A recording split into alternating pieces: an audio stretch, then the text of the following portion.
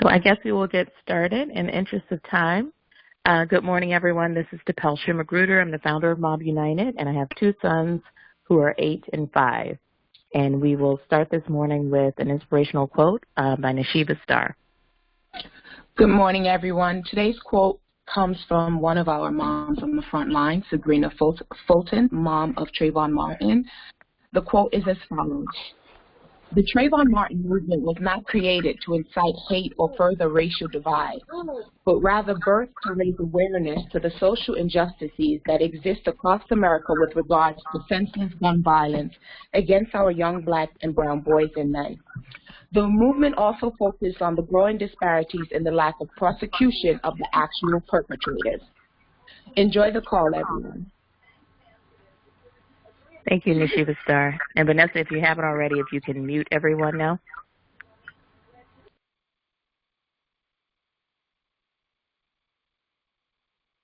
Thank you. Hopefully everyone can hear me. If not, please send me a note to let me know. This is Depelsha, and I want to share a little bit for first-time callers about the mission and purpose of our organization. But before I do that, I have to acknowledge the very disappointing news that we got yesterday on the verdict in the Philando Castile case. Officer Yanez was found not guilty of any criminal wrongdoing, which was extremely disappointing. I know many of us, including myself, were in tears yesterday over this. For those of you who don't know, this group was actually founded based on, the many deaths of black boys and men that have happened at the hands of law enforcement unjustly, but particularly immediately following the deaths of Alton Sterling in Baton Rouge and Philando Castile in Minnesota. I started the group after seeing those graphic images of both of them, of Alton Sterling on the ground being shot at close range by an officer, and then immediately following that, Philando Castile's death practically being broadcast live on Facebook with his girlfriend and her daughter in the car. So it was extremely disappointing to get that verdict yesterday. I have to admit I felt even a sense of failure that we failed Philando. Of course, we know that this is a centuries-old issue and that we're not going to solve it in a year, but we really focused on that case. You may recall that our very first advocacy action was to push for Officer Yanez to be taken off of active duty because they put him right back on duty after the killing, and along with many, advocates around the country and in Minnesota, we pushed really hard. That was our first call center and email letter writing campaign to officials in Minnesota to push him to be taken off duty, and we're, successful in that, and then he was charged. So there was reason for hope. So it's a really hurtful verdict for all of us. But when I thought about it, this is also the first officer to be charged for killing a civilian in Minnesota. I believe ever. There have been hundreds of killings, and this is the first time an officer has even been charged, and I think that is due to all the advocacy that happened around this case.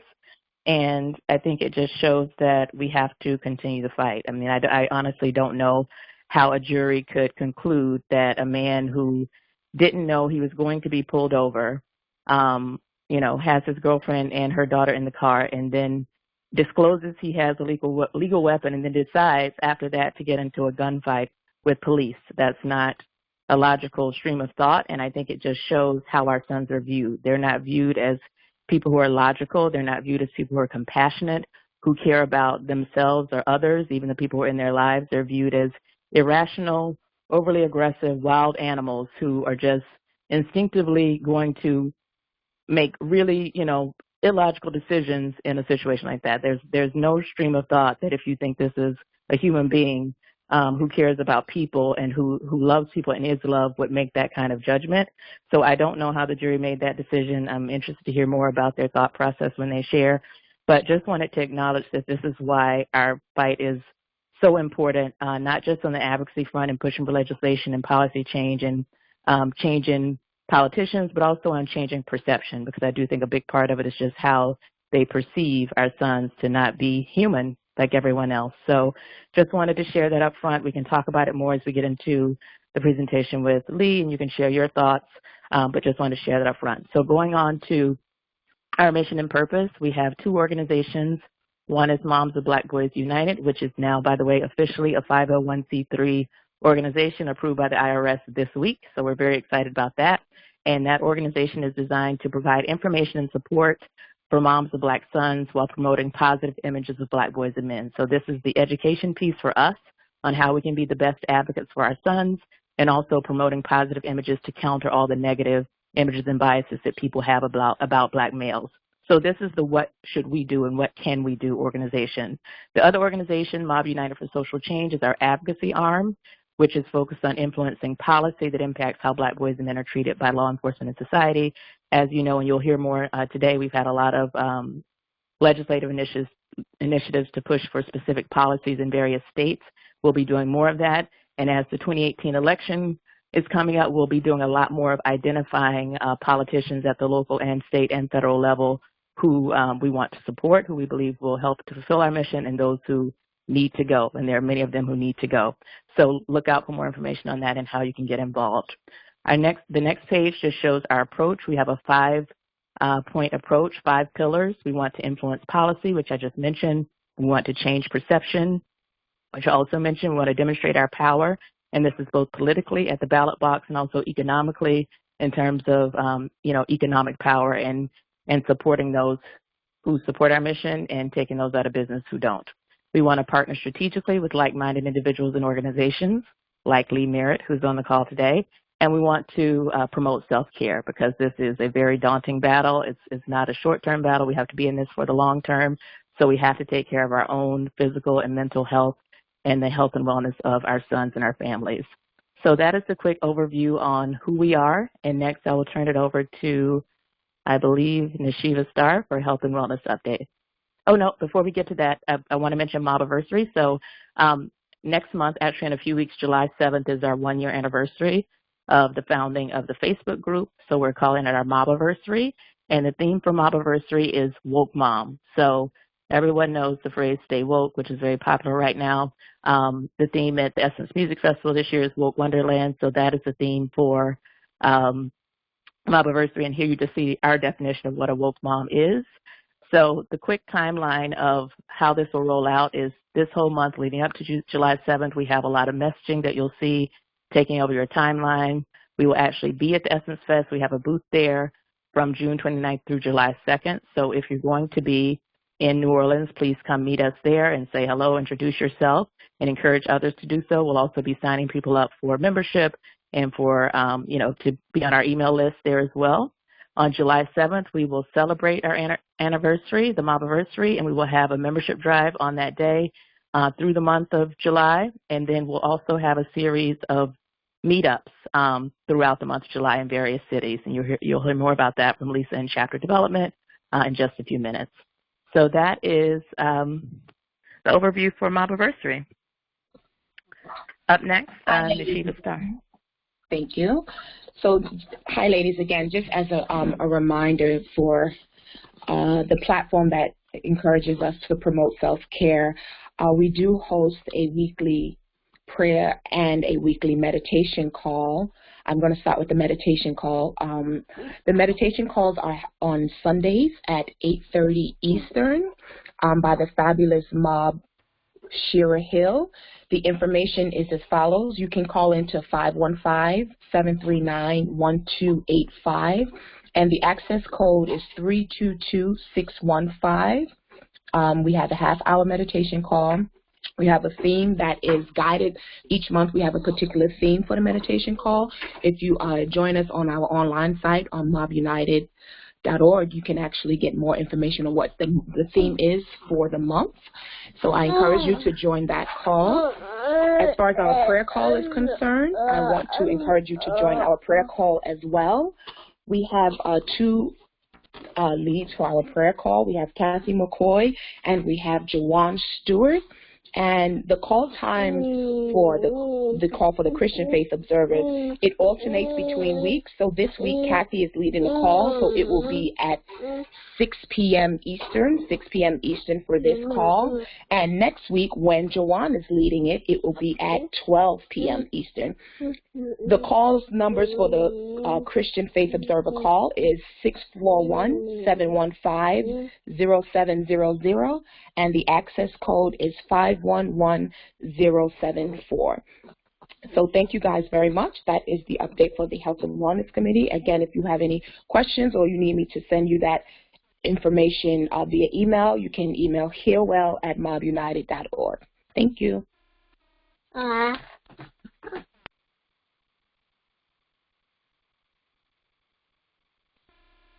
Always great to hear our young ones joining us on the call. Good morning, everyone. It's Vanessa McCullers. I am one of the chairs of communications for Mob United.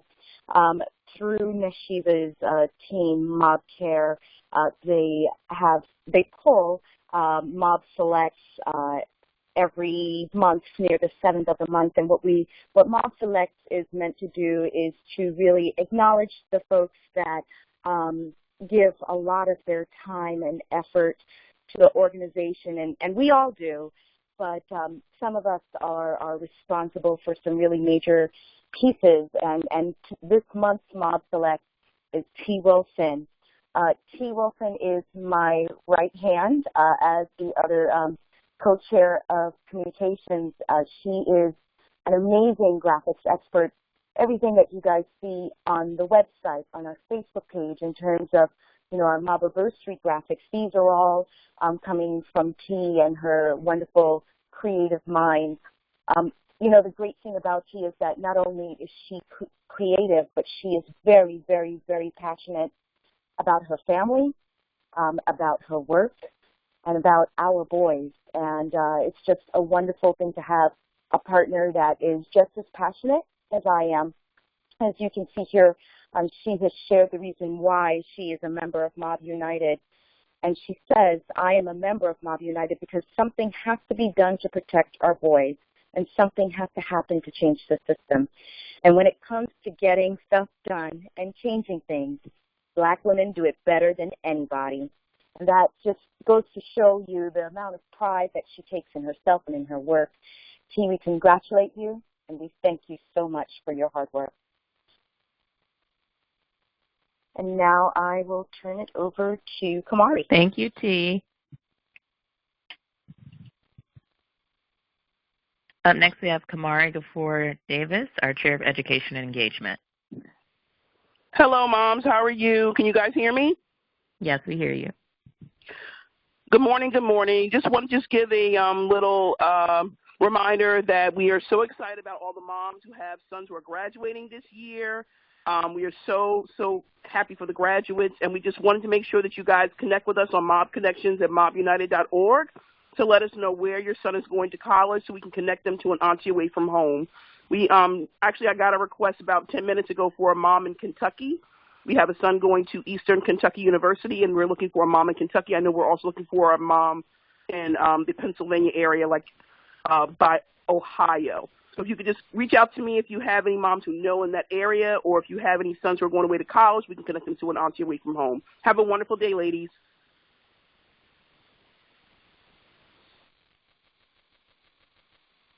Thanks, Kamari. Up next, we have Lisa Spriggs, who is our Chair of Chapter Development. And I just realized I forgot to mention during my update on Mobiversary, we actually have special Mobiversary merchandise that you can purchase. So please go to our online store at mobunited.org/store to check that out. Lisa? Yep. Good morning, moms. Hi. In the month of July, not January, sorry. In the month of July, we're hosting a bunch of meetups all across the country. As you can see from our list, we have meetups meetups planned or currently in the works for the areas of like Brooklyn, New York, Boston, Massachusetts, San Diego, Philadelphia, Houston, Atlanta, Dallas, Los Angeles, Baton Rouge, San Antonio, Staten Island, St. Louis. So you see we have lots of cities that we're currently having meetups take place next month. But if you're interested in hosting a meetup, please go out to our mobunited.org site, and there's a Take Action tab that you can select. And once you click that, you'll see a 2017 Woke Mom Meetup button to push. And there is a registration form that you can fill out if you want to have a meetup in your city. So we'll have the invites are currently being drafted for the cities that we do have, and invites will go out for you to have more information on where those meetups are taking place in these select cities. Again, we're trying to have them in July. We will have them afterwards. We're trying to have them in July to kind of celebrate our Mob United 1-year anniversary. And it's really, to commemorate our 1-year anniversary of why Mob United was created. We want to create bonds between the moms and our sons. We want to change the images of our sons. So this is a great way to meet up with different moms in your area and just connect. So if you want to reach out to me, you can reach me at chapters@mobunited.org, or that's the best place to reach me. Thank you, Lisa. And if you go to our site, there's a Woke Mom page, Woke Mom 2017 page that explains all of this. So if you go to the site, go to the tab on top that says Take Action. The first thing under there you'll see will be Woke Mom 2017. There you can sign up to meet us at Essence, to take on a shift at the booth, or just to let us know you'll be there. You can see all the meet and greets that are planned so far, and you can also sign up to host one. And we do want to have them in as many locations as possible, so please consider hosting one in your area. And also there's one in New Jersey that I don't think is on the list yet. So up next we have Chris. Anything else, Lisa? No, I'm good. Thank you. Okay, thank you. Up next we have Chris Baldwin, who is Chair of Events and Demonstrations and also focused on revenue strategy, which is critically important going into our second year. Chris? Good morning, ladies. Thank you for joining us for another Woke Mom conference call by Mob United. I thank you for joining us, but we've accomplished a lot this year. As you can hear from all the work that we've done by honoring our Woke Mom, T. Wilson, out of Tennessee, but there's more work to do.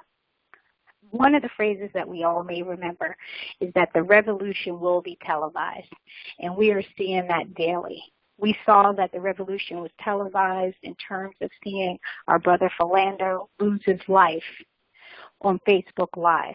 Unfortunately, justice was not served yesterday.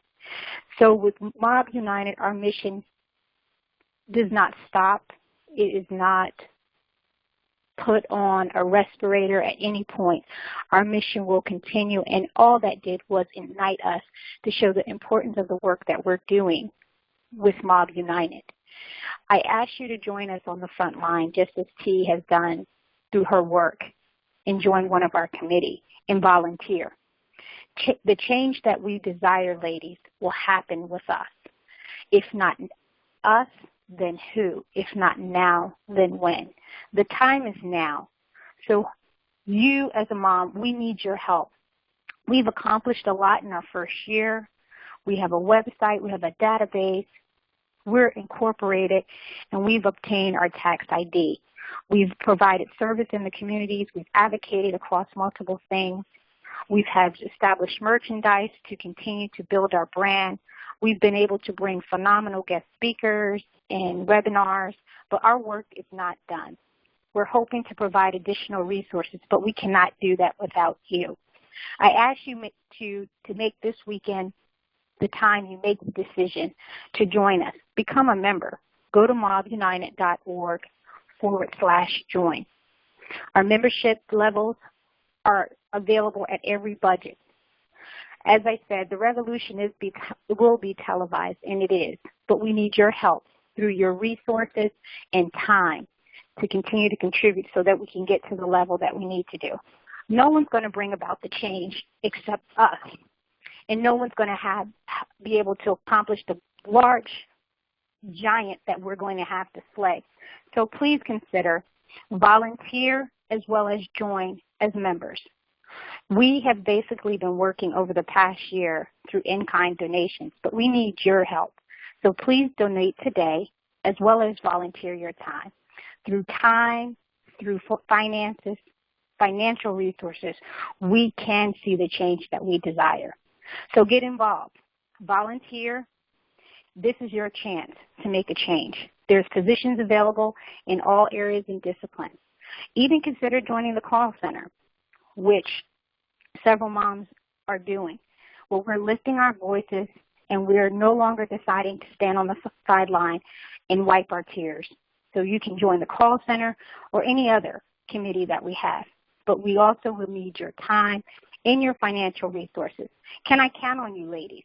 Can I count on you today? Can you make a commitment that this weekend you are making a choice that I'm going to invest in change, the change that I desire, the change I need to protect my boys at mobunited.org/join. Thank you. Thank you so much, Chris. And just to reiterate that, I know we have some people who may not be moms on the call. So on our website, if you go to the homepage, mobunited.org, you'll see right below the initial text on top, if you're a mom of a black son, click here, and it'll say join, and that will take you to all of the membership levels. It'll say if you're a supporter of our cause, click here, and there you can donate or subscribe to our email list so that we can keep you abreast of all of our activities and advocacy efforts. So please get involved in whatever way you can, and of course through volunteering as well, because we just need more hands in this and more thought as well. So up next, I have some very exciting news. Ordinarily right now you would hear from Delicia Reynolds-Hand, who is our chair of policy. Delicia is the person who determines when, whether, how we get involved in advocacy efforts, which cases we decide to get involved in, how we approach our legislative strategy. But she is not here today because on Tuesday she had her second son. So we have a picture of him here on the presentation. His name is Theodore Nigel Hand. That sounds like a very important person. He was born June 13th, weighing 10 pounds and 0.8 ounces and 22.5 inches. So I don't even know how she did that. My kids are like 7 pounds, but and 8 pounds. But that is a huge baby, and he's doing well, and she's doing well, and we're trying to keep her off of chat and from talking to us, but she's still in touch, so that's how we know so much. But just want to congratulate Delicia, and for today's policy update, Frankie Robertson, who is one of the subcommittee leads for policy, will give the update. So Frankie. Thank you, DePelsha, and good morning to everyone. Thank you for joining in on the call this morning. Happy to give the policy update on behalf of the policy committee in Delicia's absence this morning, as she just spends precious time with her family this morning. Want to talk very briefly about some of the resources and action steps that we have that we provide as a part of Mob United for Social Change. On our website, mobunited.org, there is a section at the lower right-hand part of the web page that will take you to all of the news and action alerts that we have released as an organization. And I would just like to encourage everyone to visit that section of the website and visit it very regularly, because as we have information that is made available that our mob members can engage in as well as the greater community, we list it there, and we list it very quickly. And I want to encourage you to just take a moment and sign up for mobunited.org, but then visit the page regularly, engage in the conversation. Please respond to the action alerts. We can and do make a difference. In responding to previous action alerts, I was very, very proud once again to be a part of this dynamic organization, because when I called, they knew all about who Mob United for Social Change was. They said, "Are you a part of the mob group?" And I said very proudly, yes. And they mentioned just how many moms had called and identified themselves with our group. And that was a very, very liberating and inspiring moment that pushed me to do more. So please respond to the action alerts, but then also share them. Share them widely and broadly with your social media accounts, because others can also help spread the word and engage the greater community with what we're doing in terms of the calls to action to protect our precious sons. We do provide talking points and scripts, and so those talking points can be followed very closely so that there's nothing left to chance or research on your own. Everything is right there. The past 2 weeks, we have released several action alerts and calls to action since the past call, and I just want to briefly take you through those items, not in great detail, but just to call attention to them. One of the latest rapid response alerts that we have that is on the website is in response to the Carteret, New Jersey brutal beating of Monty Stewart. Police officers were involved in the brutal beating of the 16-year-old son. After losing control of his car and crashing on the highway, instead of receiving assistance from the police, in the latter part of May, this young man was kicked, punched, and bloodied by police officers. all the while asking for police and begging for their assistance and asking them to stop hitting him. Although the officers have been charged with assault, we are demanding and we want to ensure that there's an independent and transparent investigation leading to swift prosecution. The witness statements corroborate that Monty Stewart was not the aggressor, and despite having his hands up after the car crash, he was still brutally assaulted by the police. So therefore, mobs, we are demanding action, and we need your help. There's a specific call to action on the website. We're asking that you call the police chief. We're asking that you call the mayor. And we're asking that you call the Middlesex County prosecutor and demand action, as well as the civilian police commissioner. And if you would just take a moment to visit mobunited.org, news and alerts, you will see the call to action, and we ask that you spread it very broadly across your social media streams to get this information out. We also have an action alert that was released in the past 2 weeks in regards to Attorney General Jeff Sessions' Department of Justice budget that was released. We are deeply concerned about the proposed budget taking funds away from fighting discrimination and violations of civil rights, but instead putting it towards policing, criminalization, and fueling mass incarceration through reversing the critical Obama administration's ban on the federal use of private prisons. So there was a specific call to action there to reach out to the House Committee and House Appropriations Committee to let them know that our sons' lives matter and that these policies will do nothing further but criminalize black boys and men, and we will not stand idly by while this is happening. We also have an action alert as well, demanding that the city of Tulsa terminate Officer Betty Shelby. We know that Betty Shelby was the officer who killed Terrence Crusher in Tulsa, Oklahoma, and we're also asking for an initiation of comprehensive reform of Tulsa's policing practices, including implementing mandatory training on implicit bias and de-escalation. And we have specific contacts that we would like made in the city of Tulsa. An additional action alert that we have that Attorney Lee Merritt will speak in great detail about today is in reference to Darius Smith, who we know was the unarmed 15-year-old boy who was shot and killed by an off-duty U.S. Customs and Border Patrol agent. We do have specific calls to action for an immediate release of any video surveillance seized by the police, as well as a transparent, thorough investigation, including charging the police officers. So if we can all just work very aggressively to answer those calls to action and stay abreast of the calls to action, we can truly, truly, truly see a difference in changing the landscape for our sons. The last thing I would just like to briefly touch upon in the next few seconds is a project that we have that we are implementing while the congressional members are in recess during the month of August. We are working as a policy committee to reach out to our congressional representatives in target states to schedule district meetings during the August recess. There are key states that we are asking people from those states to volunteer to sign up to attend these meetings with us.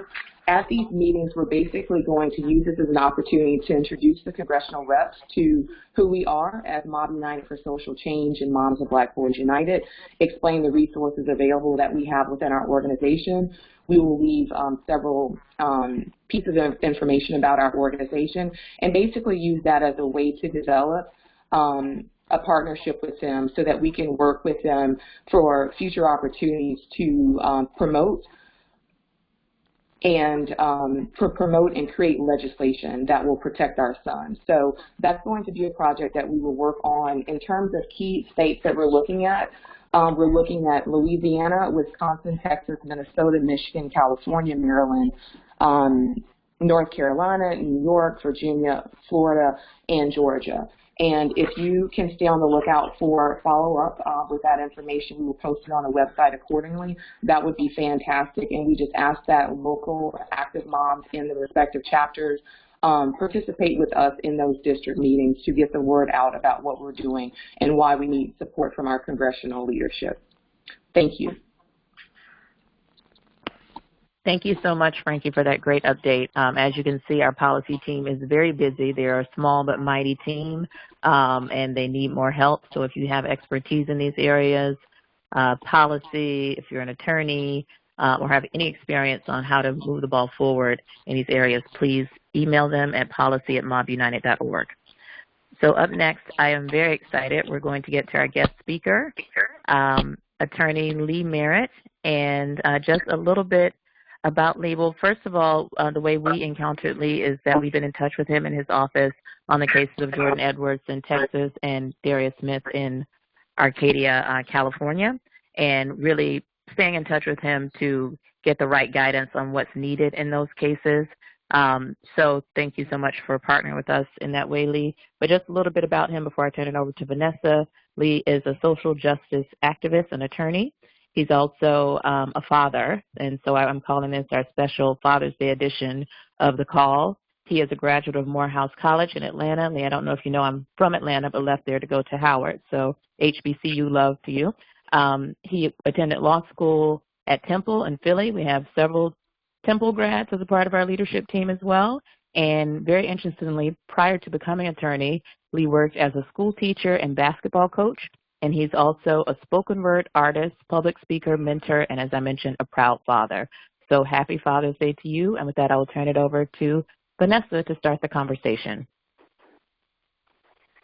Thank you so much. Tapasha, can you guys hear me? Yes. Oh, great. Thank you so much. We are excited to be, talking with Lee this morning. Unfortunately, the circumstances aren't great because our work with you is coming from having to deal with the multiple deaths of these young men over the last, few months now. But nonetheless, we are very appreciative of the work that you have done. We are very appreciative of your push for justice, and we hope that we can continue building our relationship with you in the future.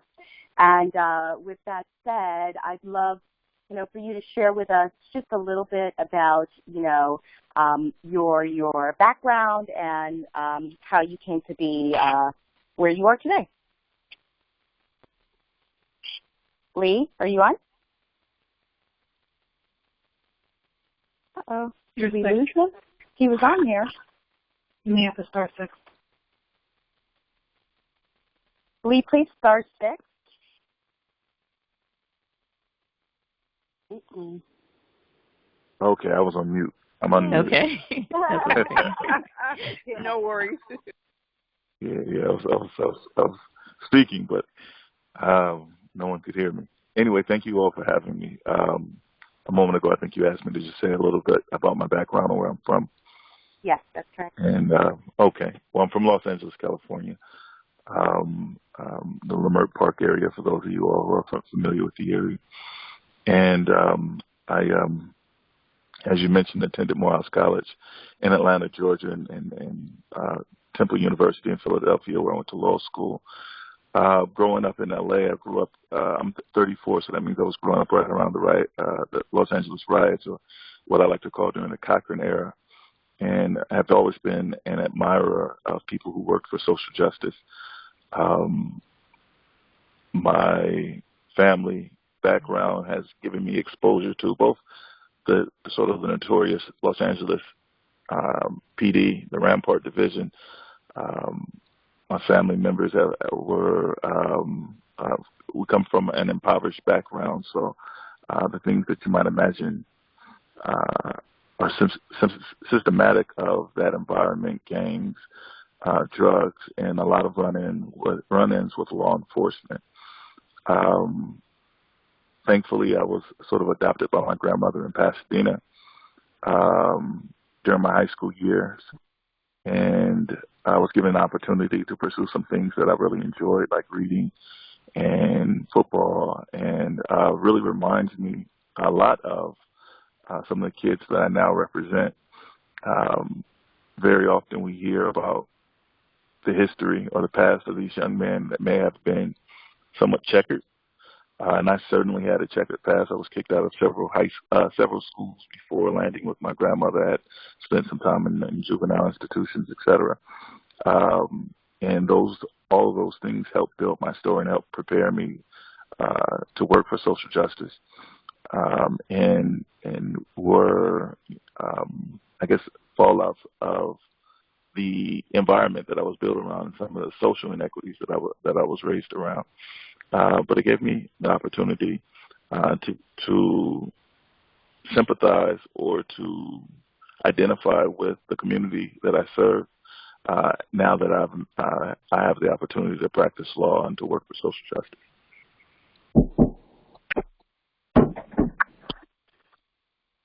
Sorry about that. Thank you so much for providing that background. I think,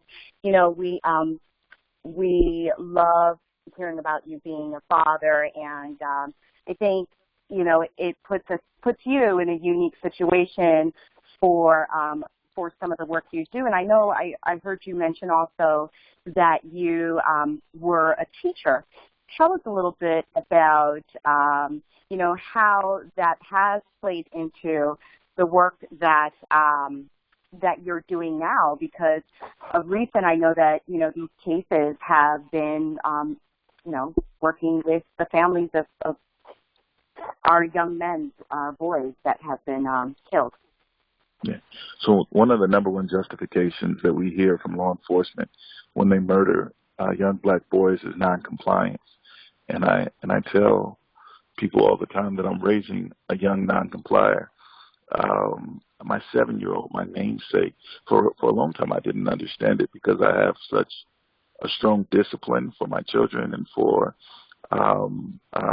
my other children. They respond to discipline very well, but my oldest one, he is a consummate, dedicated non-complier, and we actually just recently he was diagnosed with a mild form of autism that affects his social behavior, particularly in the area of compliance and defiance, and that, quite frankly, scares the hell out of me.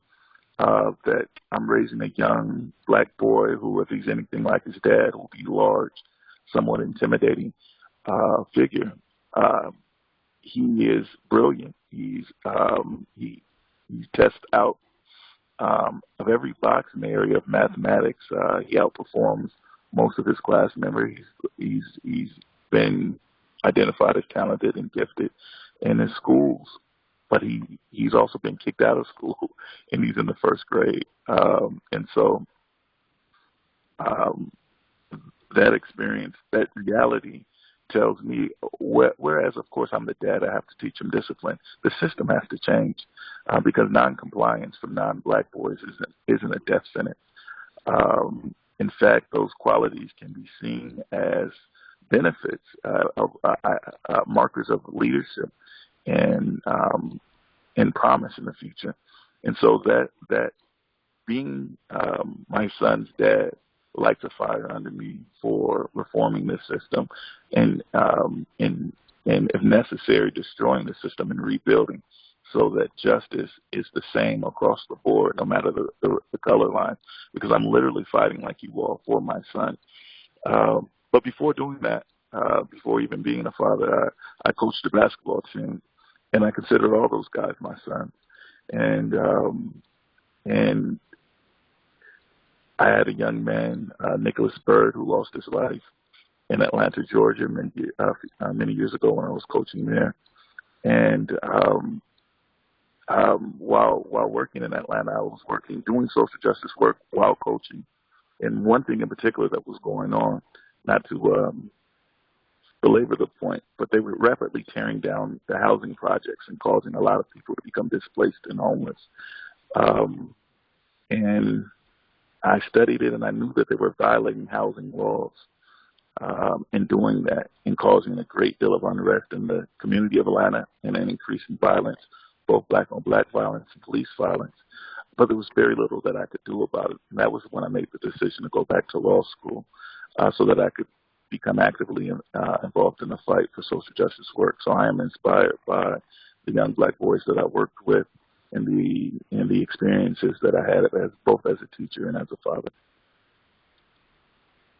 Right, and I'm sure, just like what you said, some of your own personal experiences as a young man growing up in Los Angeles has probably played a part in that as well.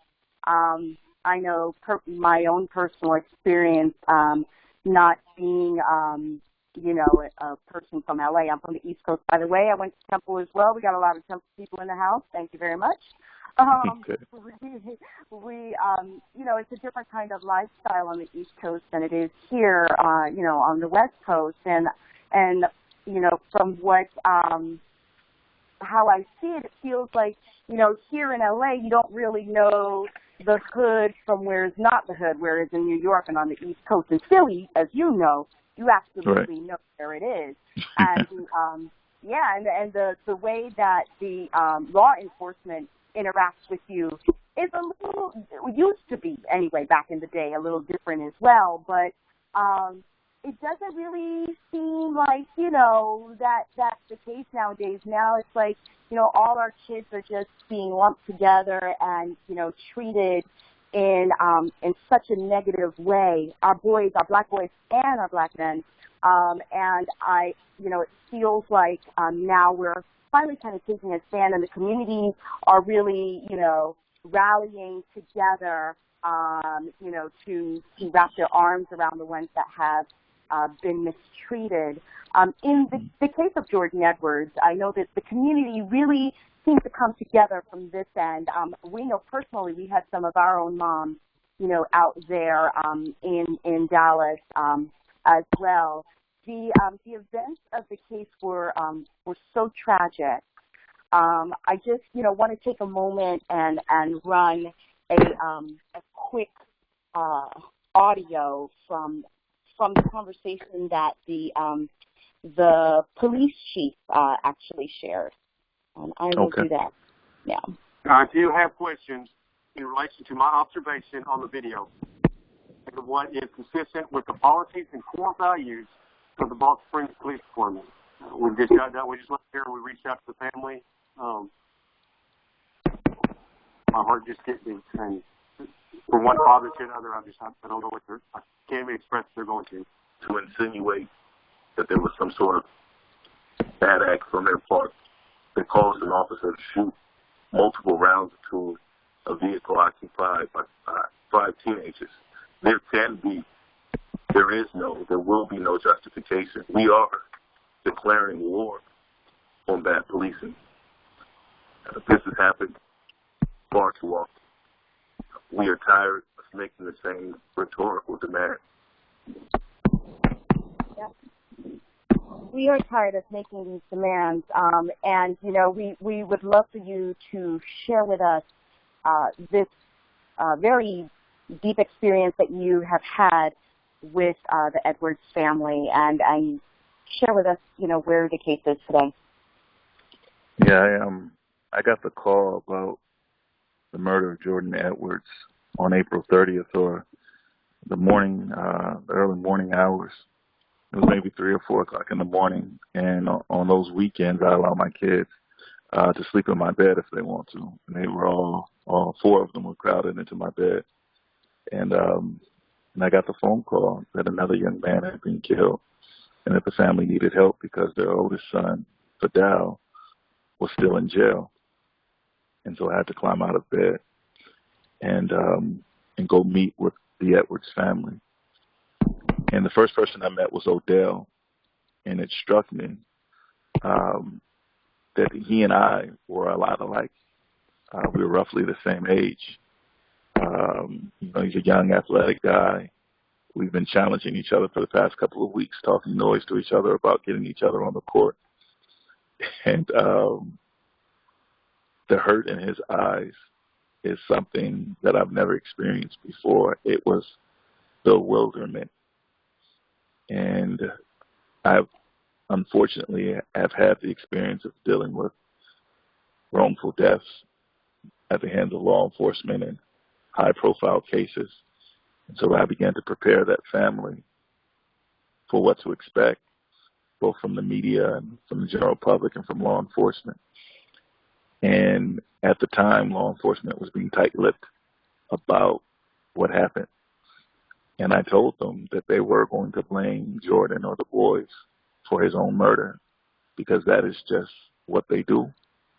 And sure enough, even after meeting with the family and expressing his condolences, the chief of police for Baltimore Springs went on TV and said and that the car was backing up aggressively toward an officer, and that Roy Oliver acted in self-defense, when we all knew that that was not true.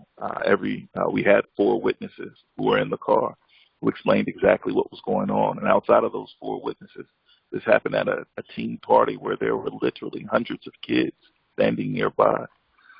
And nobody would confirm that the car essentially was being used as a weapon, as this officer described.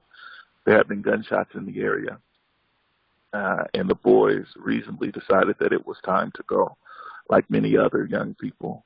And they were trying to leave the party when these officers approached their car. And within 1 second of saying, "Stop the car," they began to shoot inside of it, shooting Jordan Edwards at close range. They were close enough to reach out and touch the car with a rifle, and shooting him in the back of the head, ending his life. So I've called Jordan Edwards' case the Sandy Hook of the Black Lives Matter movement. What I mean by that is that when Sandy Hook occurred, it became clear by the national response that there was nothing that could happen that would make us change the national dialogue to seriously take on gun control. Because if somebody with carrying a weapon of war, an assault rifle, could go into a school and mow down children and women and teachers and educators, and our national response was still going to be, we don't need to change our gun laws, then there was nothing that could happen that would make our nation change those laws, nothing within the system. In the same way, if this young man who was both innocent in this situation and had so much promise in life, if this young man is still blamed for his own death, if the person who murdered him is not held responsible, then there is very little hope that the system will ever change. And so this fight for justice for Jordan, I believe, is critical to our movement. And when I say our movement, I mean both mothers of black boys and my firm and the Black Lives Matter movement and all of these social justice groups that we work with. This is the gold standard. This case will determine whether or not the justice system will act to protect young black boys. And if we can find justice for Jordan, and they have already begun to do some things differently in his case, then that needs to be translated to all police-involved shootings. The actions that they took here need to be translated to all police-involved shootings, because a kid doesn't have to be the perfect victim in order to receive justice. I know that if I was in Jordan's situation and then under the exact same facts as a kid, they would say that I had a history of violence, that I had a history of drug dealing, that my family members were involved in gangs, and that would have absolutely nothing to do with the fact surrounding the shooting. And that approach needs to stop happening. And we see that with this direct parallel case with Darius Smith, a 15-year-old killed within weeks of Jordan Edwards, where, frankly, Darius was not as squeaky clean as Jordan Edwards. And so instead of dealing with his killer as a man who killed a 15-year-old that needed to be properly investigated, charged, and prosecuted, the man was almost immediately released. He was never brought into custody, but he was questioned and released, and there has been no serious attempt at an investigation for him, because that's the norm. And we, Mob United, Black Lives Matter, Merritt Law Firm, everyone who was acting, we have to actively pursue systemic changes, both from policy initiatives that you all have been pursuing, from litigation, from legislation, and from the culture.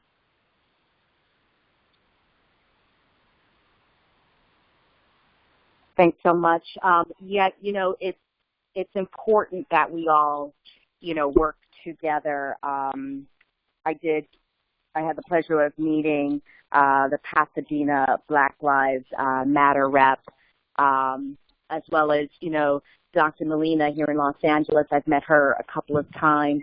I know that you have some partners that you work with between us and also the Mothers Against Police Brutality in Dallas, as well as Sean King. I noticed that you guys communicate a lot via social media. He's got such a powerful voice in this fight for social justice.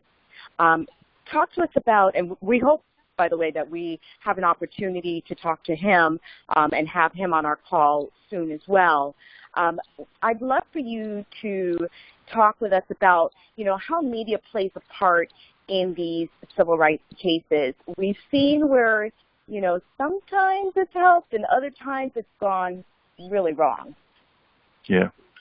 So Sean King and I actually went to Morehouse together. So I've known him for over 15 years. He was a upperclassman when I first got to the campus, and even then he was a really powerful, inspirational figure, dynamic speaker. And I believe he spoke at my new student orientation, and was one of the men who lit a fire under me early on to matriculate to Morehouse with a mind towards activism and social justice.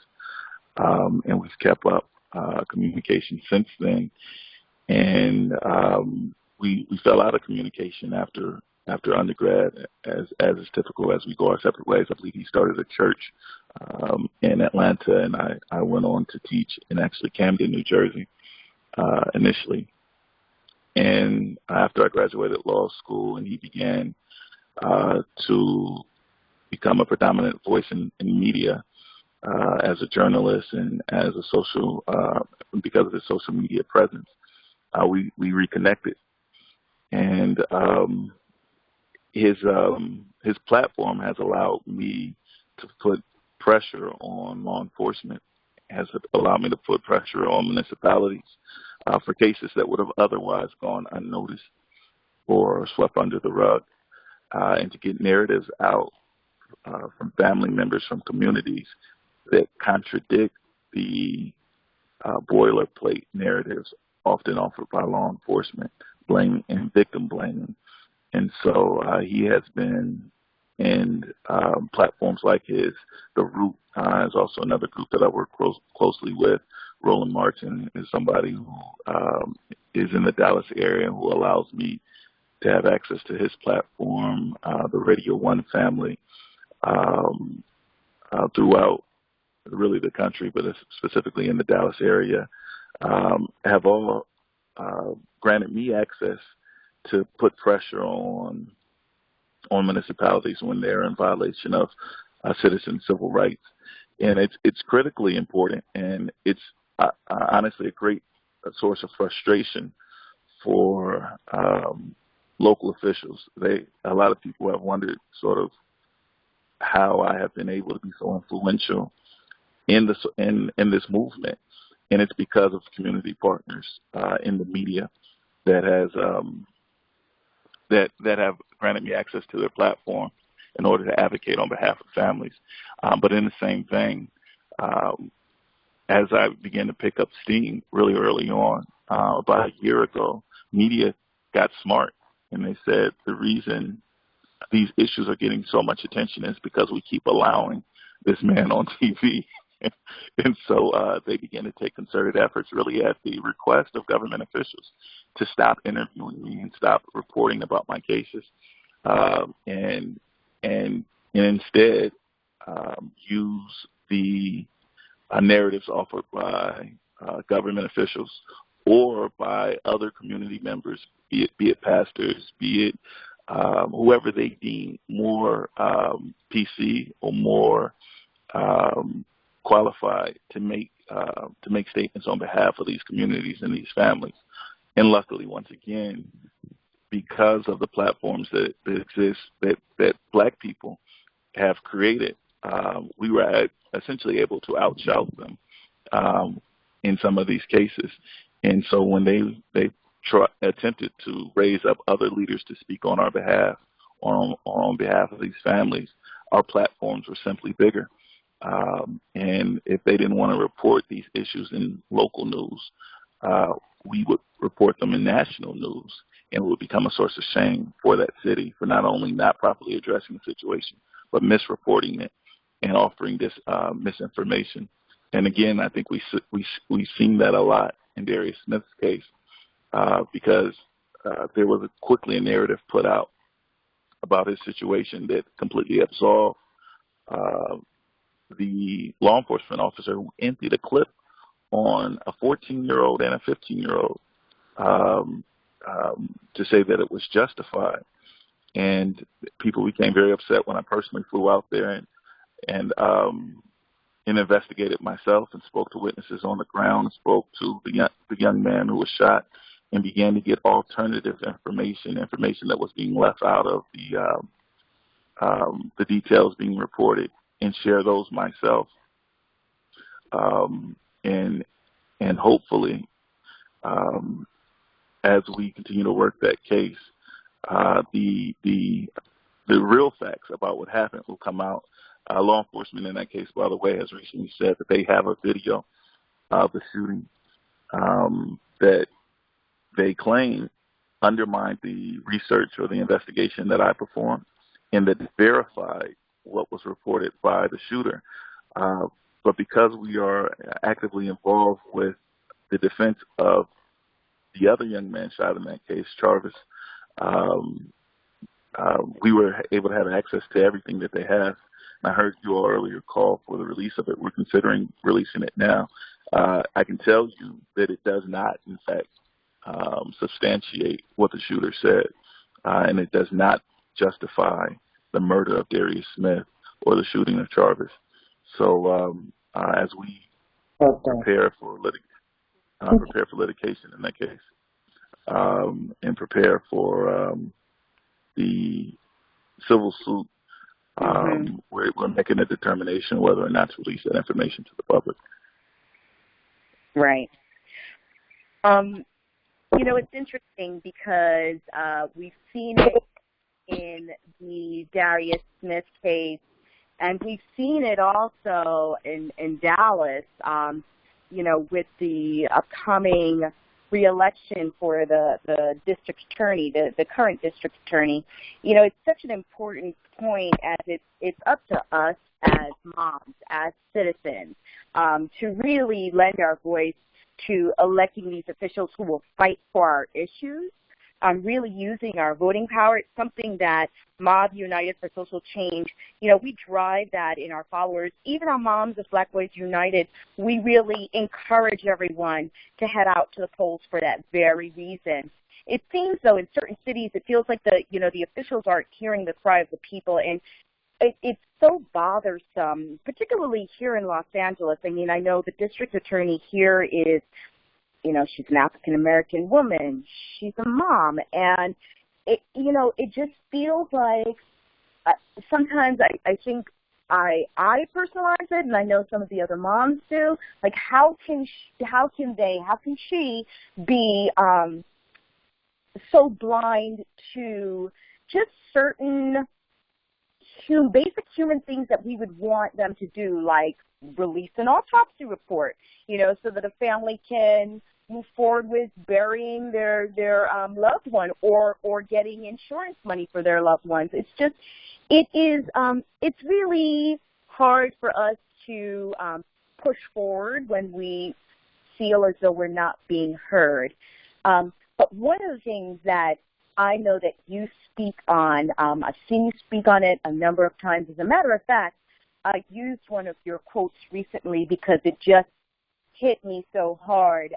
And what you said, trying to see if I remember the exact quote now, it was to the effect that, those who consider activism futile, it comes from them from a place of deep fear. It hit so hard. Yeah, that's true. Tell me, what do you suggest? Give us some of the things that you think are important for us to do, in the areas of activism and social responsibility. How can we be more socially responsible, and what are your thoughts on that? Well, after the verdict from yesterday in the Philando Castile case, I actually shared that quote on social media because when things like that happen, when we all see a murder take place and we know it's unjustified, it reminds me of Emmett Till and what his mom decided to do in exposing her son's body and demanding justice, and yet still see those killers walk free, and to leave the courthouse laughing and smiling and admitting that they killed this young man. It's frustrating, and it's terrorizing. And so a lot of us want to respond when we say, all right, well, it's time to begin to organize again. And the truth is, a massive movement came out of the murder of Emmett Till that led, it was really a rallying cry for the entire civil rights movement. What we can't do is let apathy and frustration and fear set in so that we do nothing. When I was teaching, there was a palatable, clear educational gap, and there still is, between the education of African American students and the education of white students.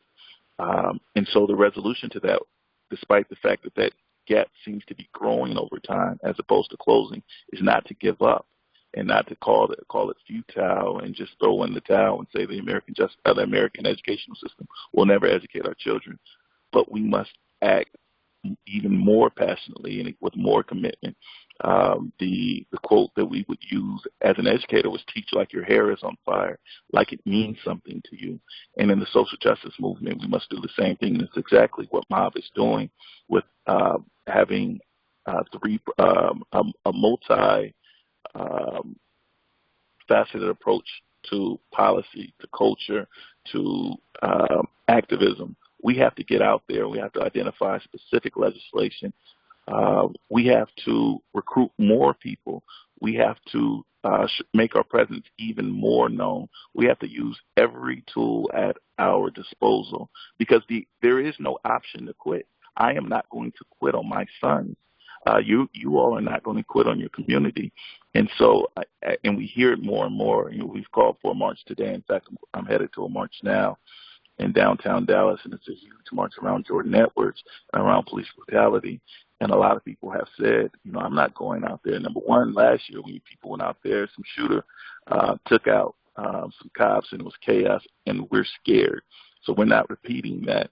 And moreover, what does it all mean? And they're absolutely right. Marches and demonstrations and Facebook posts without more is completely useless. They have to be tied to a movement. They have to be tied to specific outcomes. They have to represent only a symptom or one manifestation of a personal commitment to see change happen. I think people are not committed enough to a movement, and a movement is years in the making. A movement is every day I wake up and I contribute and I move a little closer. It's the turning of a ship. We're used to speedboat turns, and when we don't get a quick maneuver or figure eight, we're saying nothing is really happening. But if you're going to turn a ship, if you're going to turn the American justice system, you can spin the wheel, but it's only going to make gradual changes over time. And I'm not saying that we should expect slow outcomes. I am saying that we must commit to working over long periods of time and not only be satisfied or dissatisfied with quick results. We are making changes to our American justice system. What we're seeing now is that when things first began to blow up in the American justice system with Trayvon Martin, we were still fighting for indictments. We're gradually seeing more indictments. And we had an outcome yesterday where we said, and people are saying, I don't know how those jurors got it wrong. And the truth is the breakdown is not at the jury level. The breakdown is at every level. What we instruct our juries, the quality of prosecutors that we put in front of them as compared to the defense bar, what we train our jurors receive special instructions with regard to law enforcement that almost declares law enforcement dumb, deaf, and blind when they're in the act of killing people.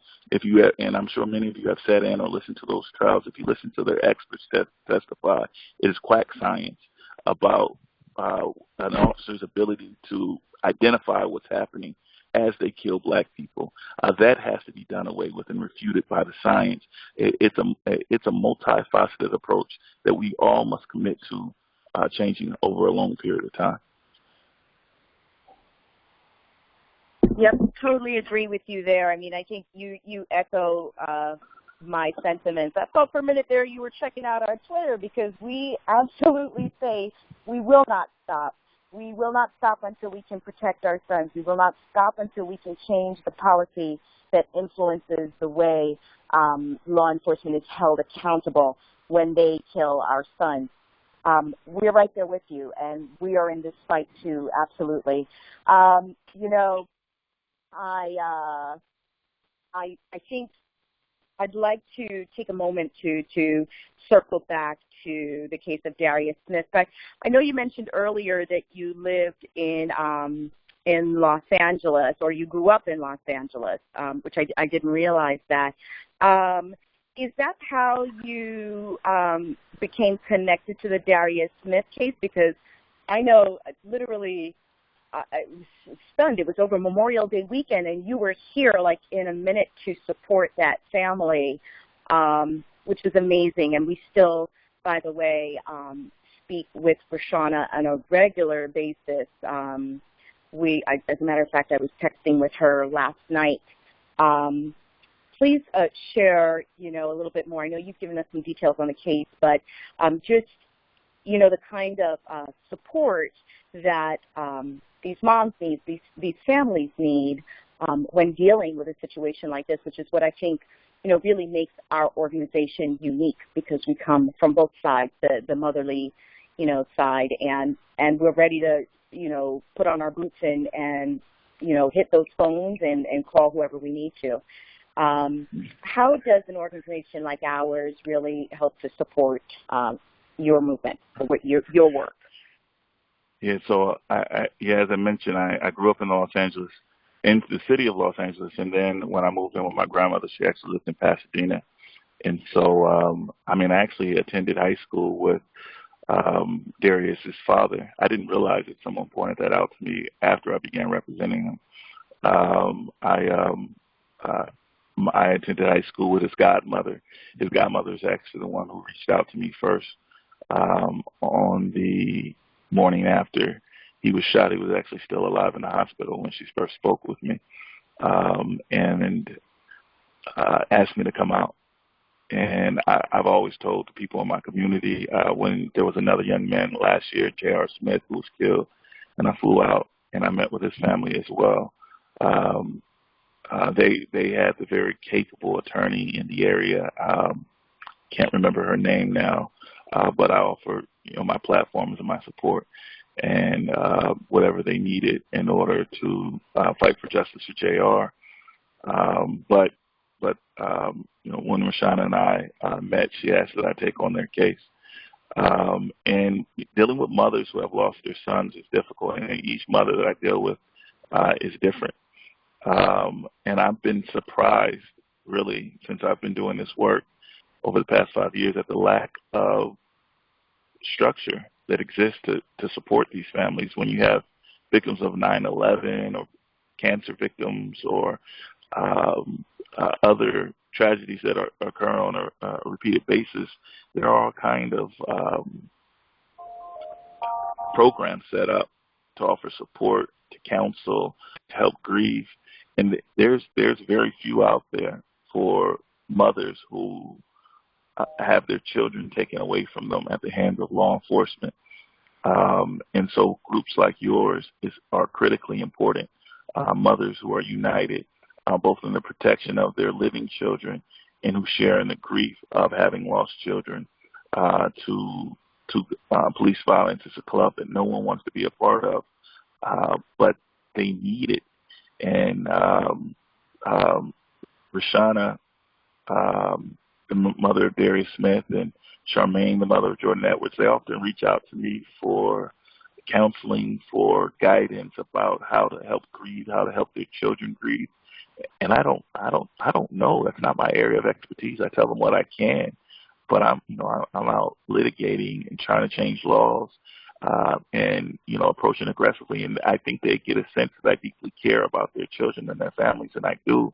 But it's out of my wheelhouse to help them really properly process what's happening to them and their families. And so when I'm able to connect them with programs like yours that can put them in front of the appropriate counseling, that can speak with them and give them a chance, like you said, to just text in the middle of the night. She texted me last night, too, when I was busy preparing some filings for court, and I didn't have time to engage her. And so to hear that you were able to pick up the rope and speak with her, it means a lot, and means a lot for the stability and peace of those families. Yeah, that's it just comes from the natural, I guess, motherly instinct. I know many of us moms that are a part of the organization. We all came here because of really a sense of fear and concern for our sons. I know in my case in particular, my son had I had a very visceral reaction to the Edwards and the Smith cases. I mean, it was a lot for me to deal with. And I even just thinking back to when Alton Sterling and Philando Castile were killed, I remember my son's reaction and really, how he responded even weeks later, where you could see that, he just wasn't comfortable moving around the way he would normally move around. What's happened to Rashana and what's happened, to Jordan's mom, those are our worst nightmares, and we want to be able to continue to provide support to those moms while at the same time being able to pick up the phone and call those police chiefs and call those district attorney's office and make our demands, because this is really important work. And it's important, one of the things that we wanted to do for Rashana, when I first met her, I could see, she wasn't even sure about how she was going to pull together the funeral. It's the last thing a mother's thinking about for her teenager.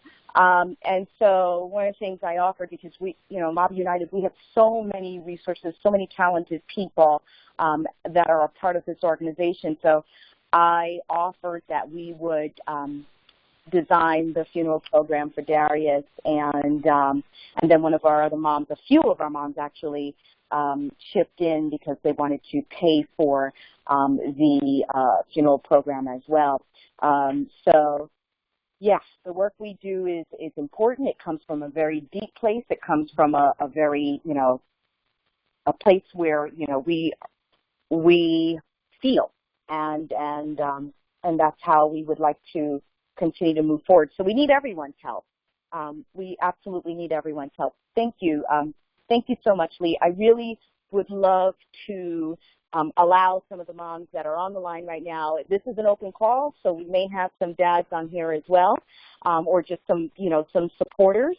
So I'd love to open the call up to them so that they can ask a couple of questions before we say goodbye. I know you can't stay with us too long because you're actually heading to a rally today for Jordan Edwards, and I believe there's another young man that it's benefiting. So we won't keep you too long. If we have any questions, anyone, please press *6 before asking your question, and we will open the line now. Good morning. This is Patty Garrett from Atlanta, Georgia. Mr. Merritt, my question comes in regards to our older black sons. So do you have like 2 or 3 tips that we can give our sons as to how they can come home to us every evening, just living as a black boy? Yeah, I think it's important to have that conversation And unfortunately, my answer is, it may be rather disappointing. Jordan Edwards is one of the cases, and actually at my church they picked it up and said they used him as a teaching moment and said, what could he have done differently in order to have survived that encounter with law enforcement? And the truth is, I wasn't present for that. I heard about it after the fact. There's nothing that he could have done differently. Now, there are circumstances where you comply, where what we like to say is comply now. We can go back and fight for your civil rights, but just get home safely. And that's certainly what I teach my kids. But compliance is not a guarantee. That you will make it home safely. And so my push, there are experts out there, both law enforcement experts and groups who are working to teach black children how to survive encounters, black men how to survive encounters with law enforcement. And those groups are necessary. It is not my area of expertise. I am in the process of working with law enforcement agencies to teach them how to remember to have a servant's heart and to serve the community, and how they might de-escalate their fear when dealing with black men or people of color, how they might change their policies in order to respect human life. And my push, I'm not saying this should be the only push, but my push is from that perspective, and we need people pushing at every side of the rock in order to get it up the hill. But my push is from law enforcement changing their behavior. You know, because my son, it's interesting because as you were speaking earlier, my son happened to call in, and he's driving from down in Georgia all the way up to Mississippi. And, you know, on the heels of the announcement yesterday of the not guilty verdict, one of the things that I said to him is as soon as you get to a point where you can stop, I need you to pull your driver's license out and sit it on your passenger seat. You know, if you get stopped, put your hands on the steering wheel, both of them where, you know, the police officer can see it, and make sure that you are not going over the speed limit so that there's no reason for you to be stopped. It's just terrifying to be a mother of a black boy, knowing that I can't protect him. And, I mean, it's just really scary to me because I've raised this child to be as respectful as I can raise him. And now, you know, there are people that are not necessarily out for his best interest. But I appreciate you, and I appreciate all that you're doing for our black sons. Thank you. Hello. Hello. Hi, this is Carla Bird, and thank you for being on this call. It's quite enlightening, and your story is awesome. And I wish you Godspeed in your work and you know, his strength in your work as well.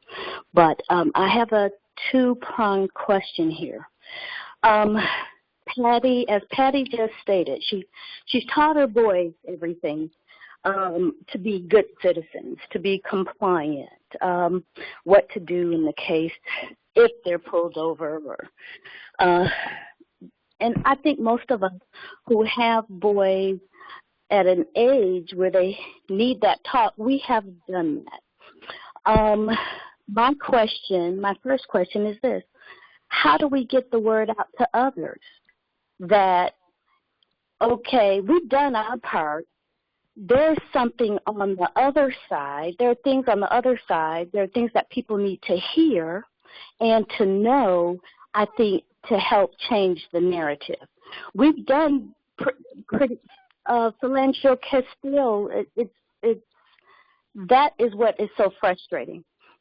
Now, what more can we do in that area? I think that needs to move from us where others need to be spoken to. And so, number one, how can we get the word to others? What can we say? And how can we get the word to them? Number two,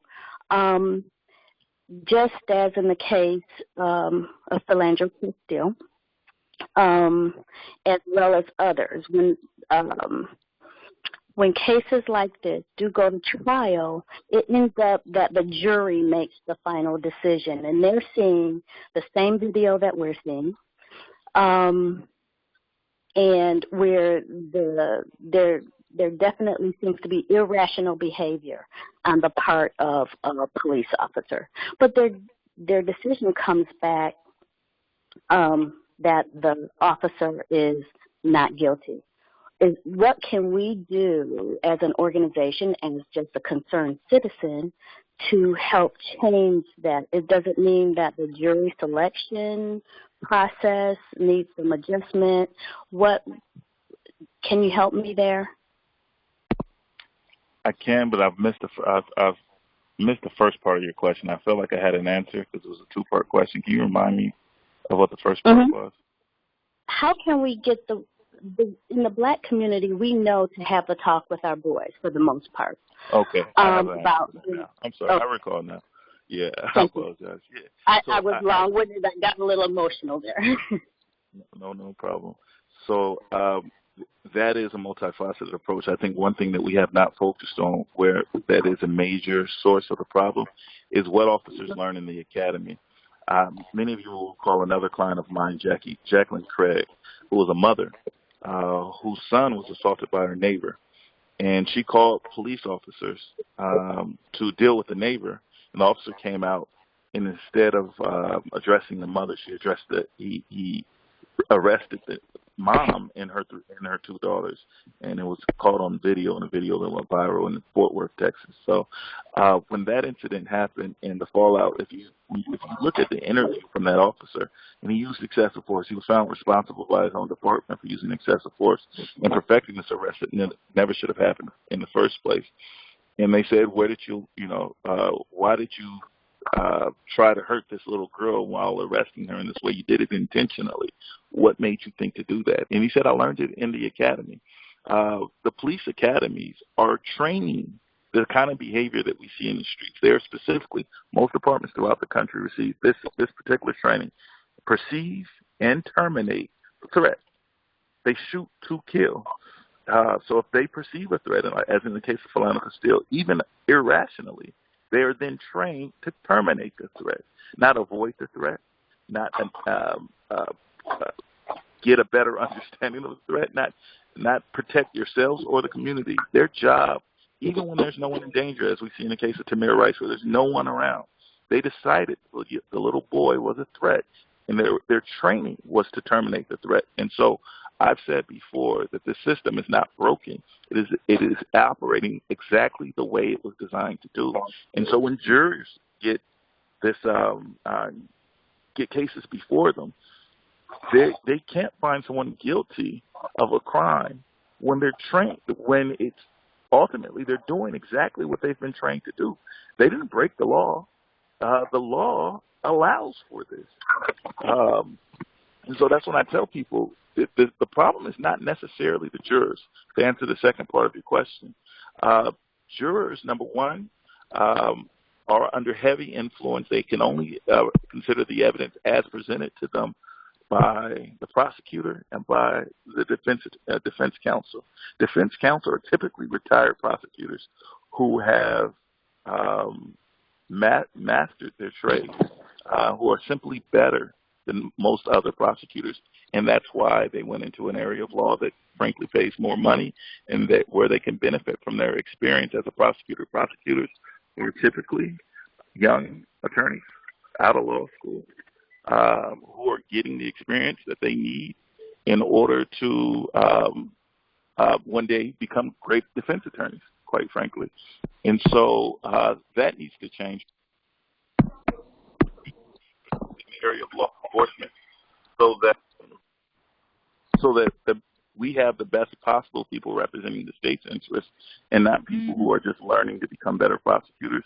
And again, that's just one aspect of the problem. Jurors receive special instructions, jury instructions, as it relates to law enforcement shootings that are improper.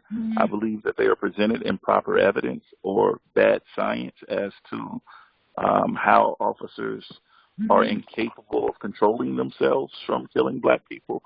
All of that needs to change. I found myself sitting in courtrooms as an observer and taking the side of law enforcement in cases where I know that this was wrong. But if you listen to the evidence as it's presented, you begin to sympathize with the murderer. Wow. Well, we are almost out of time. We've got time for one more question. So one more question, and then we will wrap. Is there anyone else that has a question? Please press star 6.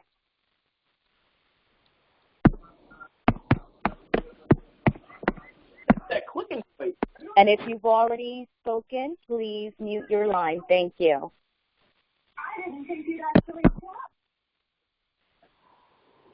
No more questions? Does anyone have a final question? Hello? Yes. Hi, good morning. Good morning. And again, if you're not speaking, please go on mute because we have a lot of background noise right now. Okay. This is Elaine from St. Louis, and I wanted to first thank Attorney Merritt for his insightful feedback. I was having difficulty with even coming up with the question because as the previous mom mentioned, when you feel like you've already done everything, you're stumped for the next thing to say or do. So inward in terms of the actual development of my son and other sons between the ages of 14 and 16, which seems to be a systemic pattern of the age of these boys that are being extinguished. How do you continue to give them belief and faith and hope and help them maintain this excitement about life while yet having to prepare them for reality and not squash their spirit? I was an educator, and I really believe in training and using young people to be actively involved in social justice and social activism. One of my favorite things to do as a teacher was to inform my kids about what's going on, allow them to take it personal, and then giving them tangible things that they can do, because those are young soldiers that we will need later in the fight. And when I was growing up, my teachers taught me to quote Jesse Jackson, "I am somebody," taught me to admire Johnny Cochran and follow his work, and it inspired me and prepared the next generation of the kind of work that I'm doing today. And so empower them in this time while all of this is going on and being televised. Empower them to use their voice, to use their art. A lot of our kids are into rap. Empower them to write lyrics about what's taking place and about their emotions. Empower them to follow the work that I do, that we place on social media and that I try to make accessible and tangible to young people. But also, there's more that we can do to put pressures on systems to change. Police academies and their policies are not under any pressure. You can call, the police academy in your city and ask them when's the last time that they were inundated with letters about, or that you've seen their policies about what officers are being trained, where politicians are being forced to reevaluate those systems. There is no pressure there. So if there's no pressure there, that means there's so much more that we can do.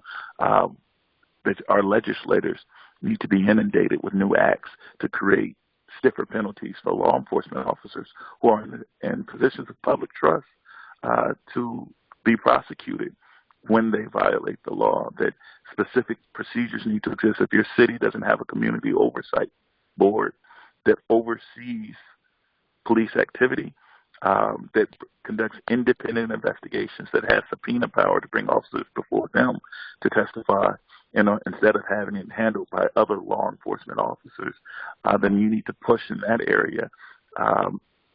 Every tool, as I said from the beginning, every tool that is at our disposal we must use. And I can tell you from someone who was in it at the ground level, they are not, when I say they, the powers that be, law enforcement, government agencies, institutions are not feeling the pressure from our people or from the community. And that is a failure on our part. And so we must commit to doing more. We must commit to recruiting people to join in with us. If we care about it, then we must express that care in action. Mm-hmm. Thank you very much.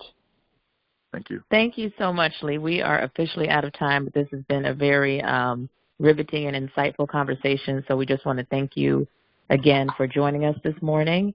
And we look forward to continuing to partner with you as a social advocacy partner and to provide that much needed support to the moms and families, and also to push the system, to push law enforcement and government officials to provide thorough investigations and charge these bad officers when appropriate, et cetera. So thank you again. Happy Father's Day. And as Lee said, this is not a short-term thing, and that's why I always stress, it's not a matter of how fast we're running. We have to be strategic in our actions, and this is a marathon, not a sprint. And I liked what you said when you said, every day I wake up and I contribute. And that's all we can do. We can do all that we can to protect our sons, and we will absolutely do that. But at the end of the day, that is all we can do, contribute every day. So thank you for all of your sound advice and guidance. And we just want to close out with a closing prayer by Vivian Wangpa. Yes. Thank you. It is a prayer for protection and goes as follows. The light of God surrounds me. The love of God enfolds me. The power of God protects me. The presence of God watches over me. The mind of God guides me. The life of God flows through me. The laws of God direct me. The power of God abides within me. The joy of God uplifts me. The strength of God renews me. The beauty of God inspires me. Wherever I am, God is. Thank you. Thank you, ladies and gentlemen. Have a wonderful weekend. And, I wanted to mention, in 2 weeks, this call is biweekly, but we won't be having it in 2 weeks because we will be at the Essence Music Festival. So we're going to try to go live from there on Facebook so that everyone can see it. So stay tuned for that, but we won't be dialing into the call. So thanks, and happy Father's Day to all the dads. Thank you. Have a great weekend, everyone. Have a great weekend. It was great. Thank you. Great call. Wonderful.